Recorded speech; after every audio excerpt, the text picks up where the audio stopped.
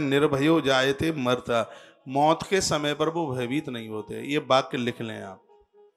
और मृत्यु के समय पर जिनको भय लगता है वो सीधे ही यमराज की फांस में बनते हैं, क्योंकि पापी भयभीत होते हैं। मृत्यु के समय पर डर लगता है, मरने में बड़ा कष्ट होता है, तो उन्हें यमराज के दूत भैंसे के ऊपर बैठे हुए दिखाई देते हैं। और मरते समय जीव बहुत चीखता है, बहुत चिल्लाता है। तो इस ग्रंथ में क्या सुंदर बात कही कि जो दुर्गा कवच का पाठ करेंगे, निर्भयो जायते मृत्यु, मृत्यु के समय पर वो निर्भय हो जाएंगे।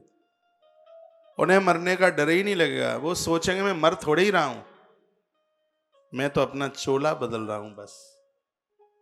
अब आप बताइए कि कमीज पुरानी होके फट जाती है, दुख होता है क्या? कष्ट होता है?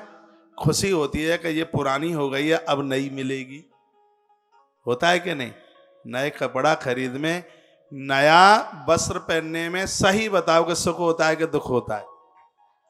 सुख होता है ना, कि नई साड़ी, नया कपड़ा नया पहनने को मिलेगा। जिनको आत्म तत्व का बोध हो गया है तो पुरानी कमीज फटने पर उन्हें कोई कष्ट नहीं होता। उसी प्रकार से पुराना चोला छोड़ने में भी उनको किसी भी प्रकार की तकलीफ नहीं होती। उन्हें कोई कष्ट ही नहीं होता कि हम मरेंगे।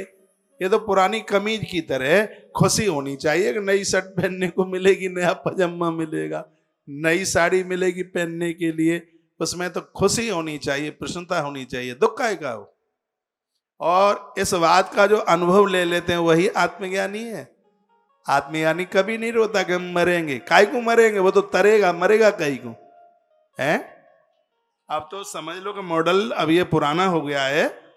अब तो वह एक नया शरीर धारण करके और एक अच्छे अच्छे कामों को करने के लिए उसको ताकत मिलेगी। उसको तो सब चीजें नहीं मिलेगी। आंखें बूढ़ी हो गई हैं, मोतियाबिंद हो गया, दिखाई देता नहीं, बत्ती सी टपक गई है, काम हुर हुर शरीर कर रहा है, काम होता नहीं है। अब तो साहब नया ही नया होगा। तो दुर्गा कवच में वही बात कही गई है। इसमें कहा गया निर्भयो जाए तो मरता। मृत्यु के समय ये दुर्गा कवच का पाठ पढ़ने वाले लोग निर्भय हो जाते हैं। उनको भय नहीं लगता, मरने का उन्हें भय नहीं लगता। मृत्यु उन्हें डरा ही नहीं सकती, मृत्यु उन्हें भयभीत नहीं कर सकती। बिल्कुल वो निर्भय हो जाते हैं। जो इस दुर्गा कवच का पाठ करने से आत्मबोध हो जाता है। व्यक्ति पहचान लेता है, वो सोच लेता है कि मैं भगवान का हूं, भगवान मेरे हैं। ये तो संबंध कुछ समय के लिए थे। ये तो ऐसे थे कि जैसे रेलगाड़ी के डिब्बे में वर्थ में 4 लोग मिले थे। राम राम जी, राम राम जी, कहां से आए हो जी? हम मथुरा के पास से आए हैं, फरे से। अच्छा, तुम कहां से आए हो जी? हम मथुरा के उधर से आए हैं, हरियाणा के बॉर्डर पर लगता है। कहां से आए हो? हम पलवल से आए जी। अच्छा जी, तुम कहां से आए हो? हम वहां से आए, नोएडा सेक्टर 13 से। अच्छा जी, तुम कहां से आए हो जी? हम सोनीपत से आए हैं। वो आपस में बात कर रहे हैं। 2 घंटे की दोस्ती रही, 2 घंटे की मित्र। जी पानी पी लो जी, पानी पी लो जी, पानी पी लिया। और सब ठीक ठाक से तो है ना? हाँ बिल्कुल ठीक है, सब आनंद है। इतने में पता लगा जी स्टेशन आ गया, राम राम जी, फिर मिलते हैं। ये जिंदगी के स्टेशन पर भी लोग जाते हैं, कहते हैं कि फिर मिलते हैं, और पता नहीं मिलते हैं कि नहीं मिलते। बहुत जन्म ऐसे निकल जाते हैं कि मिलना बड़ा मुश्किल होता है। जो आज इस जीवन में बाप था, अगले जीवन में वो पिता। ऐसी बहुत घटनाएं घटी हैं इस धरती पर। संतान के अभाव में बेटे को बेटा नहीं था, बेटे को बेटा नहीं था, पिताजी से याद में मौत को प्राप्त हो गए। तो जो उस पुत्र के पिता, और तत्काल वो उस पुत्र के बेटे बन करके आ गए।